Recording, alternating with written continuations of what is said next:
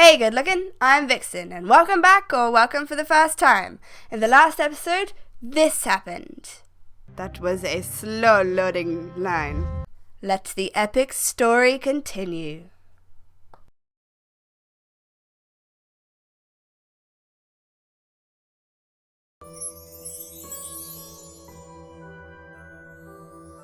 Beautiful!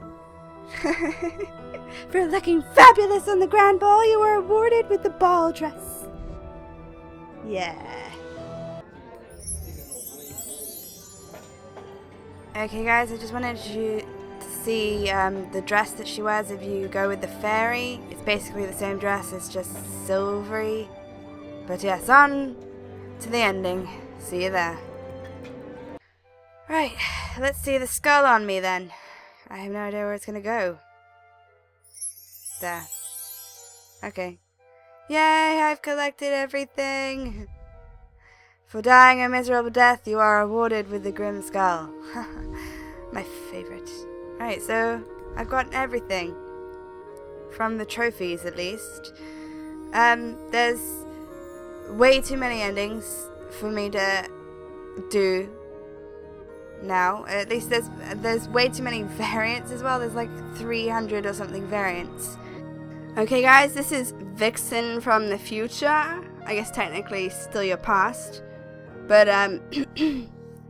basically I went through a bunch of different endings and I recorded the main differences, and for some reason my recording is gone. I don't know where. I'm not sure what happened, but it's nowhere to be found. So I won't be able to show you the differences, and I won't be able to show you the ending in situ, like with the other, first ending I did. But thankfully, they have a wonderful feature that allows you to go through the different endings that you have unlocked. So there's 4 main endings, but there's 16 endings altogether. I'm not going to do 16 because that would be ridiculous. But 4 main endings I'm going to do. Basically, you have 4 variations of each ending depending on the personality and choices that you made during the game. It's just going to be a bit obnoxious really if I go through and change minor details throughout the entire game. So that's why I'm not going to do that. I just wanted to get all 4 of the major endings. So that's what you're going to see now. And I'm going to describe to you what I did to achieve those. I think. And I'll meet you there. Okay guys, so this is the Fairytale ending. And I've got a little cheat sheet here to help me figure out everything, because basically you see these little things here, these are all the different versions you can unlock. So this is the type of queen you can be, which is dependent upon your personality. Now for the personality for this particular playthrough, I was not a great person, so I got this rather ominous looking queen who's basically a manipulator. You can get 4 different kinds, and I'm just, rather than doing all the different endings, I'm just gonna tell you the different kinds you can get. So you can get Fair Queen, which is where you're kind and intelligent. Evil Queen, be selfish and lazy. This queen, be intelligent and manipulative of other people. Or Good Queen, be kind-hearted and naive. So that's pretty self-explanatory, but obviously there are a lot of various different small choices that can be made during the game that can make you one or the other. If I was to replay the whole game again, in times gone by, I'd be interested to see what different ending I would get, because I'm not sure what I would do. We'll go on to the different endings anyway. So there are actually 4 different loves things here. So, you can love Perot, which is basically doing what we did in the playthrough. You just meet him at every opportunity and flirt with him, that kind of stuff. You can be with the prince. I don't know if that means that you love the prince or if you're just with the prince. We're married to him anyway in this ending. But basically you can have no other love interest at all during the playthrough, just so you know. Or you can even love Tobias, which is basically just, you know, do with him what we did with Perot. Or you can even have no love in your life, a sad thing for anyone. Basically, you fail to make any of the characters fall in love with you. So, I don't know what it is that you're doing during your playthrough. Maybe you turn out to be the evil queen. Who knows? But clearly, no one is fond of your personality. Right, and then the advisor bit where Carmosa Advisor is. This was the reason that I was a manipulator, by the way, because for this ending, this is just what happened to happen. So Carmosa Advisor, basically, you just wheedle your way through Carmosa's good graces and just obey everything she says. And you're basically like a second Gloria, except smart. You can have Fairy Advisor, where the fairy is the advisor. That was pretty obvious, but basically just be on good terms with the fairy. Say that you believe in magic and accept her help, rather than Geets, which I now know, by the way, is pronounced Gayday, unless I got that wrong again. But I'm sure a lot of people were annoyed by that, and I'm sorry. Likewise, you can always have Madame Gayday as the advisor. Basically, befriend her, just agree with her, and basically just, you know, obviously do what is obvious. There we go. Or you can be independent and basically fail to get any of them as an advisor. So again, I guess you're evil. I don't know. But let's play the ending. This is obviously the ones that I got.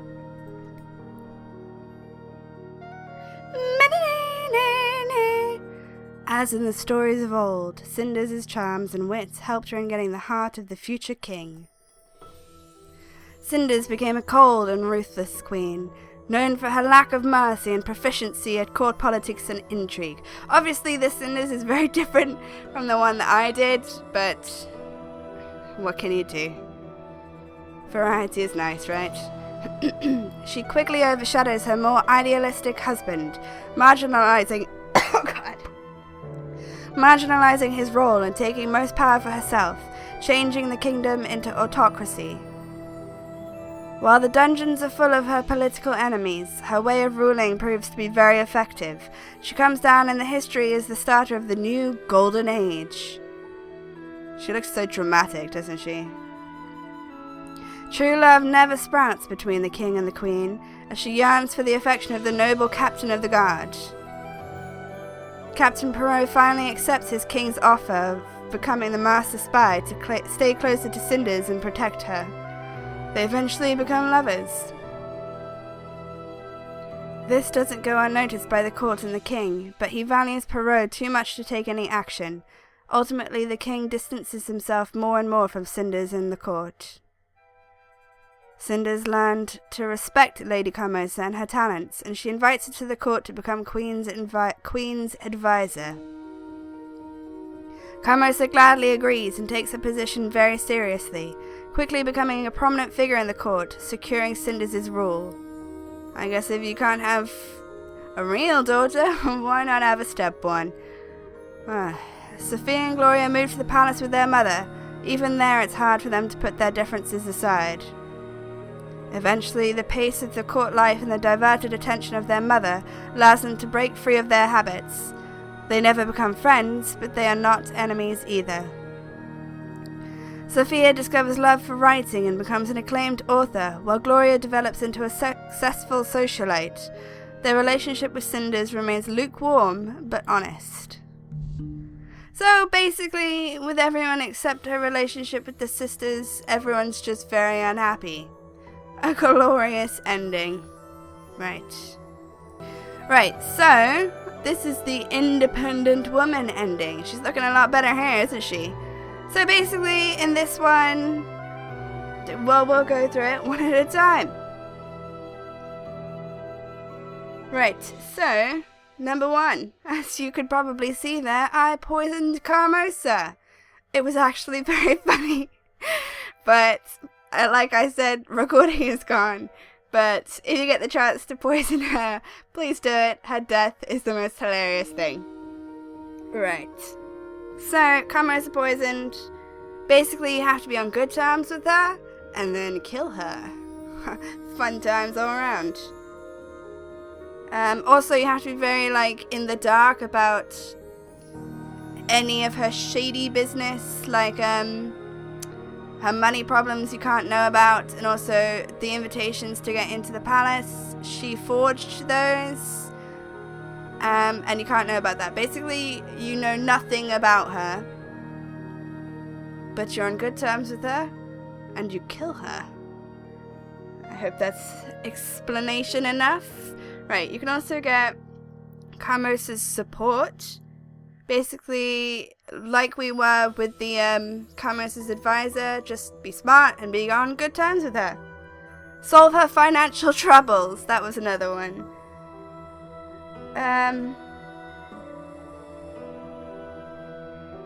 I don't know how you would do that because I didn't get that ending, but I'm sure it would be obvious in time. Right, Broken Carmosa, that's another one. You discover the forged invitations.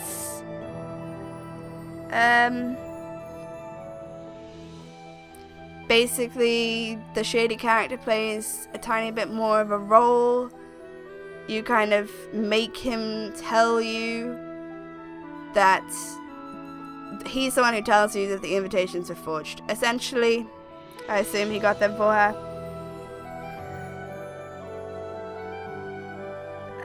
Also, you have to be friends with Perot for legal reasons. And you have to relent the will? I'm not sure. It's not clear what that means, but I'm sure people can figure it out. I'm just showing the different variations, not that I have got them. Right. Finally, you can also have Carmosa imprisoned. So, basically, also discover the forged invitations from the shady character. Also be friends with Perot.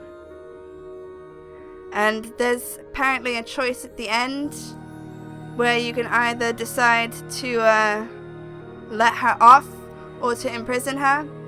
I guess that's the big difference between these two endings. So really you could get those two endings pretty easily between one another, but that's right at the end, obviously.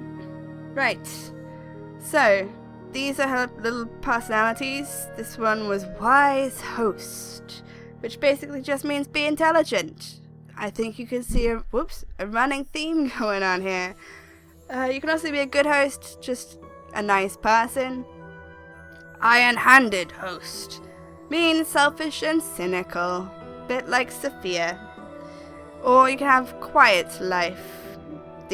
That doesn't really seem like a personality, but whatever. Basically, submissive to everyone. Just try and make them all happy. And not really be too smart.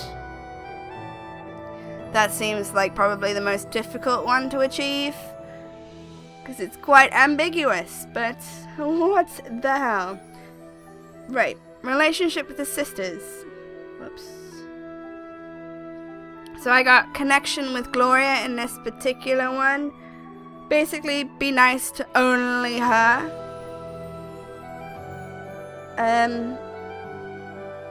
Also, you have to be, well, you can't kill her mother, so no poisoning Carmosa, and you can't openly depose her, I suppose. Basically, Carmos has got to be in a high standing. At least on the outside towards Gloria, in her view of you. You can also get sisterly love. Basically be nice to both of the sisters and solve Carmos's problems. Because that's a world we all exist in. Right? You can also have a connection with Sophia, which I feel like in the playthrough I did, we had something, we had a little something there. Basically, be nice to only her, but you can't poison Carmosa. There's a lot of spoilers in these endings, by the way, but I would have thought that would have been obvious for the fact that they're endings. You have sisterly hate as well. Basically, be mean to both of them, or openly depose Carmosa. Why not both? Best of both worlds. Right. Right, and then you also have your love interest. So obviously I got Love's Perot. I think in all the different endings, I was still with Perot because he's awesome. And basically, you know, just do what we did. It's pretty self-explanatory, I think. You could also have Tobias, which basically do what we did with Perot with Tobias, and he will ask you on a date. With the prince, again, you can have no other love interest because clearly he's just a bit insecure. Or you could have no love. Same as before with no love. Basically, you just fail to get anyone to like you as a person. Right, so let's play this one. Bye. Cinders finally manages to drastically change her life and retakes her residence from Lady Carmosa. She starts a new era for herself and her family. Cinders uses poison to kill her hated stepmother and takes her position. The truth never gets out, and Cinders becomes the head of the family. Only Sophia ever suspects anything, but even she stops to care in time. Cinders never regrets her actions. Using fame she gained during the Grand Ball, Cinders turns her noble house into a meeting place for artists and scholars, an important spot on the cultural map of the kingdom. She never gives the dress back to Madame Gayday either. She uses her wealth and knowledge to support art and inventions, and will always be remembered as a great patron of cultural progress. Cinders manages to build mutual understanding with Gloria, and they run the house together. Gloria, free from her mother's influence, proves to be a clever and resourceful host. Sophia becomes more and more bitter, pushed away by her sister and Cinders. She eventually leaves the house after marrying a common peddler. Her marriage is unhappy. Cinders and Perot become lovers, and he's a common visitor in her house. He resigns from the royal service, but his warrior blood sets him on the life of an adventurer. Years later, he gets heavily wounded in a combat with a band of brigands terrorizing nearby towns, and he loses control over his right arm forever. Disability makes him feel useless and depressed, but Cinders' love and support helps him to get through this grim period, and the couple eventually marries to live a long and happy life. So, I think that's probably by far the best ending. The only thing I would change is maybe get sisterly love, and therefore everyone's happy. Wait. Yes, and you can still kill Carmosa, I think. I don't know, don't quote me on that. Right, so this is the Grim Fate ending. It's pretty short, as you can see, there's only really one option. Oh god, my throat. Basically, in this one, you can do what you did in the last one where you poison Carmosa, except in this one you fail and you get caught.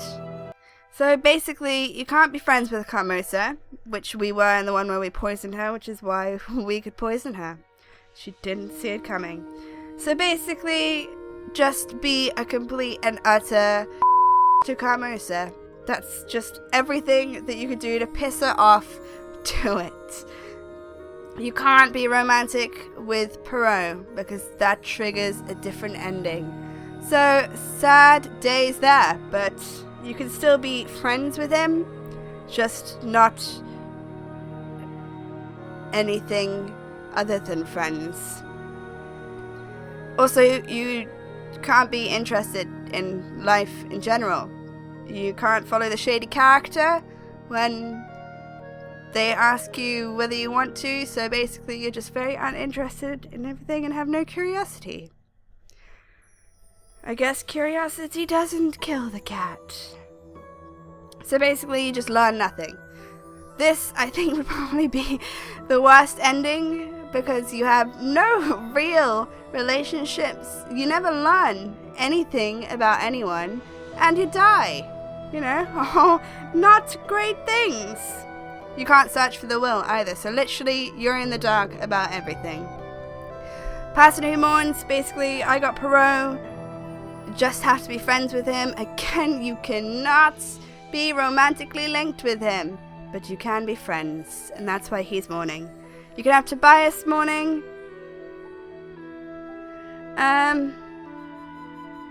Basically, you are romantically linked with him. You seduce him and go on a date with him, and then he's sad because you're dead. You can have Gay Day mourns. Basically just be friends with her. Or you can have no mourners because no one loves you. Let's play this.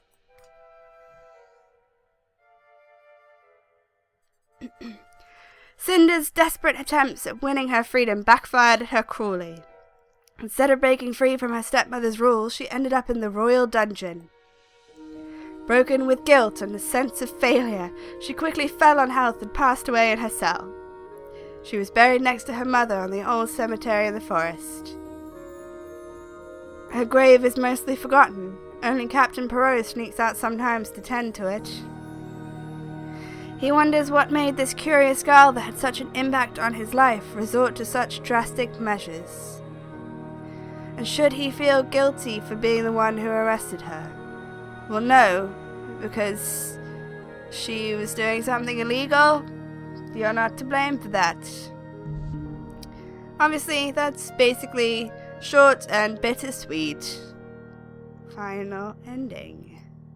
Right, so this is obviously the ending that we got.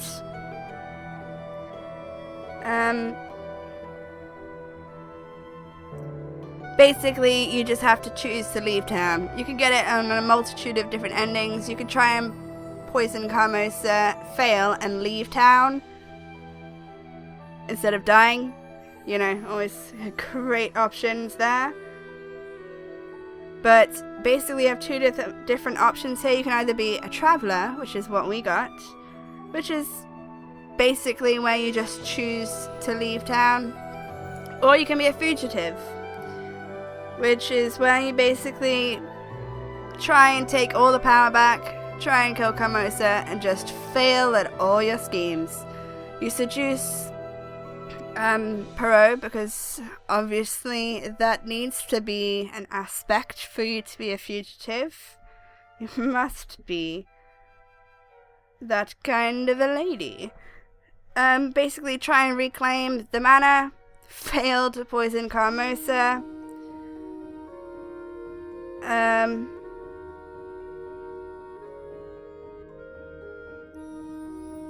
Carmosa has to not trust you, which is why it fails, and you can't know anything about the will or the forged invitations or anything like that.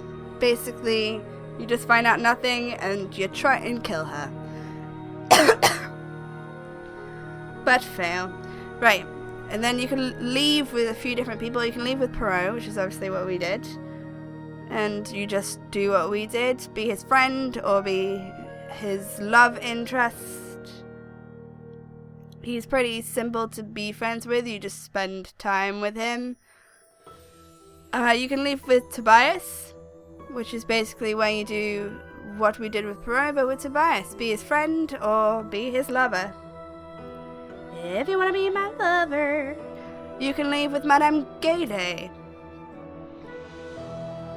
Basically be friends with her, but do not have any, like, relationships with Tobias or Perot. So basically Madame Gayday is the only one in your life.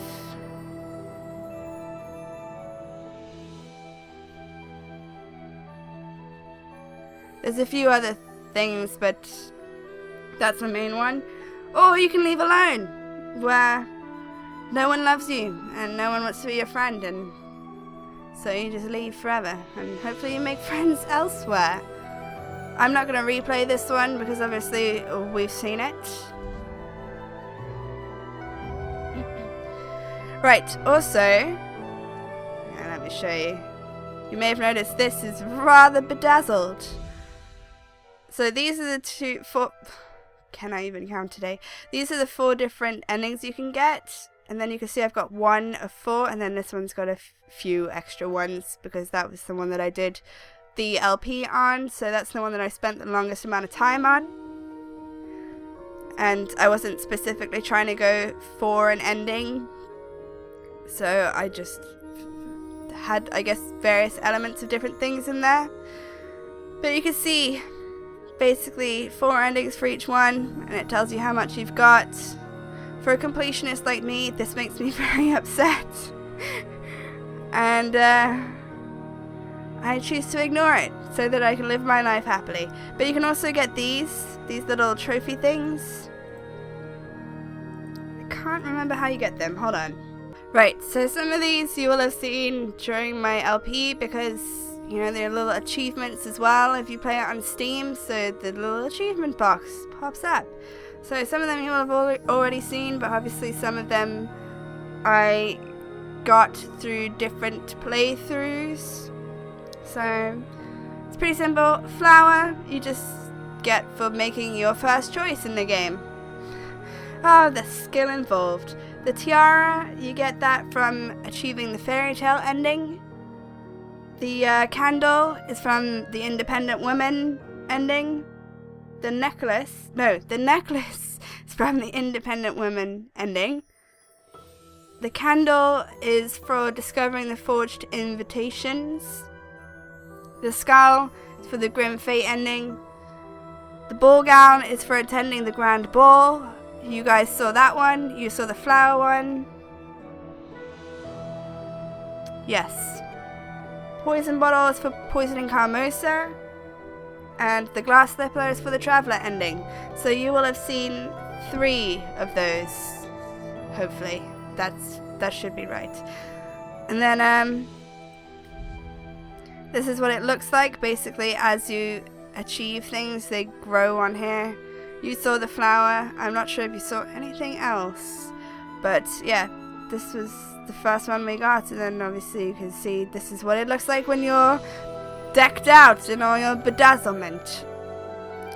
So yeah, I'm now going to go to past Vixen again, hand off to her, because for some reason, even though my recording of all the endings was gone, I still have my final thoughts, and those haven't really changed. So I'm going to hand over to past Vixen. If there's like a comment box here in editing, it'll be like there's 3 Vixens from 3 different timelines. What's going on? Who knows? But yeah, see you, I guess, whenever I see you next. And past Vixen is going to see you now. I just play it. Right, in that case I'll give my review now. I actually really liked this.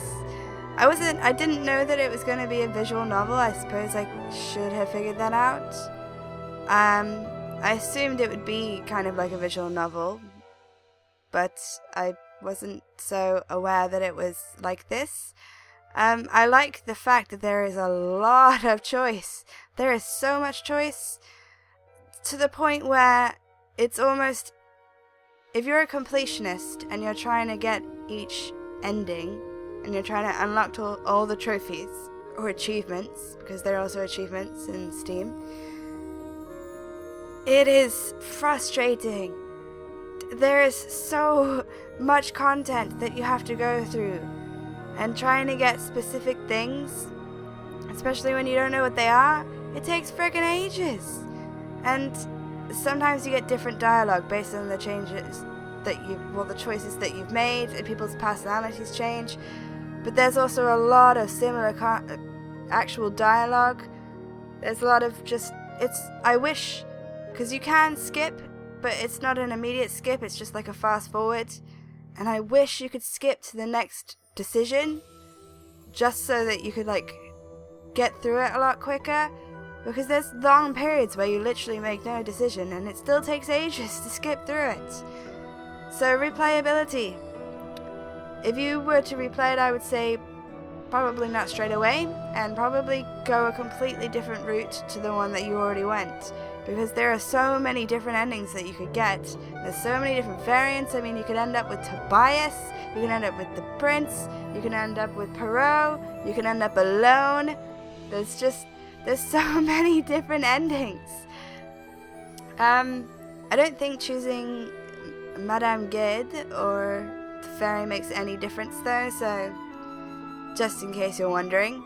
But yeah, overall I really liked it. I loved the script for it. It was really snarky and sarcastic, which plays to my kind of humor, and I really enjoyed it. I lost some enjoyment trying to get all the different achievements, but in terms of the actual game, I really liked it. I'm not usually a fan of visual novels just because I find them very uninteractive, but there was so much choice in this that you couldn't not play a part in it. And every choice that you make makes a difference. Well, almost every choice. And yeah, there is a lot of content in this. You get a lot of bang for your buck. And I love the art style of it as well. It was a little bit weird when characters appeared and their eyes weren't formed. Also, oh my gosh, when people appear for the first time and you get that vignette around them, you can't skip that when you replay it. Ever. You can't ever skip that. They're on there for 30 seconds. It's ridiculous. Anyway, I really liked it. There's not really much I can say about it. I mean, it was a visual novel. It's pretty self-explanatory. You've seen everything that I played except for the stuff where I was trying to get other endings, but I basically just skipped through everything until I got to a choice. Yeah, I like the humor in it. I like the graphic style of it. I like the just massiveness of it. The sheer choices. They're so daunting. And it took me ages. It's been hours. Hours trying to get all these separate different trophies, and that's not even all the endings. And I just wanted to get one of each ending, just so I could see it. Because why not? I have a few questions that weren't answered. That could be because I skipped a lot of dialogue, so even in the next ones where I was trying to get different things, I didn't read any of that dialogue. I literally just skipped through it all. So I don't know if you're ever given answers as to why your mother had a pact with the fairies. Don't know. Or what the price will be if you choose to owe a debt to the fairies. I don't know. But maybe there's a variation where you find that out. Who knows? But yeah, overall I really liked it. I'd say I'd give it maybe a B+, just because of the replayability, which almost doesn't seem fair. Maybe I should give it an A-, because the actual game was good. I do feel like it was a little bit longer, but maybe that's just because I was doing the voices. And my voice is so tired. Yeah, I think there's quite a lot that you have to kind of wade through sometimes. But overall, I think they got it really well. I don't really know why it had to have anything to do with Cinderella. But I suppose it's a variation on the story. And that's fine. It had just enough in common with the original fairy tale or fable to make sense. I kind of thought it was going to be darker than it was. Like, the art style kind of makes it look quite dark. It ended up just being a lot funnier than I thought it was going to be. And not really so dark. But that's okay, I enjoyed it nonetheless. And yeah, I'd recommend it if you like this kind of style, if you like this kind of game, where it's just kind of like an interactive story. That's what all games are, but you know what I mean. Yeah, I really liked it. Thank you if you stuck around to this point, and thank you for watching at all. I hope you all have a wonderful afternoon, evening, morning, or whatever it is, wherever you are. I will see you all in the future. TTFN and cheerio!